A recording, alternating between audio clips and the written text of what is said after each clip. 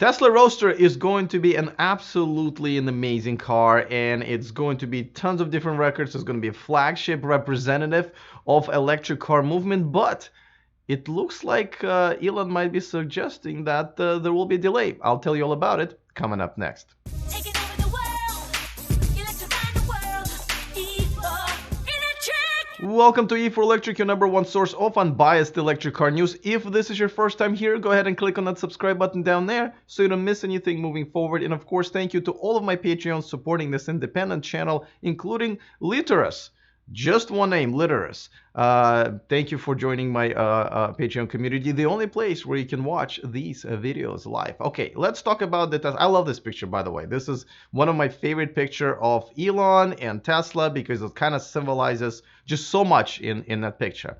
And now, Ryan McCaffrey, who has an official Tesla podcast, got to interview Elon last week on Wednesday. It came out on Sunday, and obviously in an hour interview, which was mainly filled with sort of design questions and a lot of reminiscent type of questions. But we got to hear some news, including about the pickup truck, but also about the Roadster. And here's a picture of Ryan with Elon. I'm assuming this is right after the interview. And Ryan's been on my show quite a few times, a couple of times now, and I've seen him in person in different events. Really cool guy, considering him a friend of the show. So I was excited that he got to interview Elon, and I was excited that he was able to get a few interesting pieces of information for us. So, all right. Now, as you know, Roadster has been announced in 2017. That's about a year and a half ago.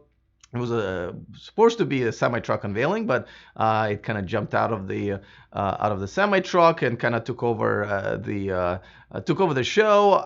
And that, as you know, the specs are amazing. 1.2 seconds 0 to 60, which is supposed to be just the standard base model.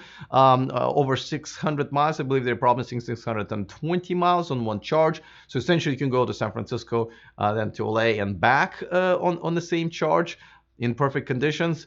And Elon's been talking about SpaceX package, which he's actually continued talking about in the interview with Ryan. If anything, I would have assumed he would have backed out of would be that package, or at least maybe kind of delayed that, because they're spread pretty thin. And as a matter of fact, taking this car to market is probably going to be one of the biggest challenges because there's so many things ahead of it. And I'm assuming they're not there yet with the technology. I'm assuming the batteries still need to be they're probably not at the 620 mile range just yet. Everything else, I believe it is there, but don't forget, it will require a completely different, separate a production line. And as you know, the factory in Fremont is already pretty full, and now they're saying, and Elon suggested that Model Y is going to be made there as well. So that's a big deal. But listen, he also mentioned the priority is going to be Model Y, obviously. He also mentioned semi-truck. He believes is going to be a big contributor to some of the revenues, and I agree with him. And of course, there's Tesla pickup that he discussed. And that's all we kind of have right now. And he confirmed this is the front. It's a big frunk there. So now he did suggest a delay in production. And, it's already supposed to be 2020, which technically is probably the end of 2020. So it's another year and a half, which would make it 3 years total of wait from the unveiling to the actual production. But here's a quote that, by the way, this quote is just shocking coming from Elon in general, but this definitely makes me think that the delay is imminent, unfortunately. And before I give you this quote, of course, a quick reminder that this video and this channel is sponsored by Byton. Check out the all-electric M-Byte coming in 2020, at the end of 2020, here in the United States and Europe, starting at only $45,000. That's before incentives. And guess what? It's $0 to reserve yours in about 60 seconds of your time, depending how fast you type. So join myself and 50,000 other people who've already done that. Go to the description of this video and find a link there. Okay, so here's a quote from Elon, which kind of shocked me. Probably the most shocking one from the interview with Ryan. He basically said, do we really need the new Roadster to accelerate our progress towards autonomy or towards electrification? No.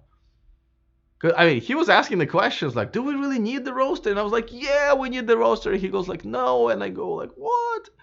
because it's no, yeah, we do need. I mean, this is, and he literally mentioned this later in the interview where he wants this car to beat pretty much all of the performance specs of any gas car ever made, thus kind of, dominating, just setting the dominance of the electric technology over any car out there, including the 2, 3, 5 million dollar hypercars and supercars.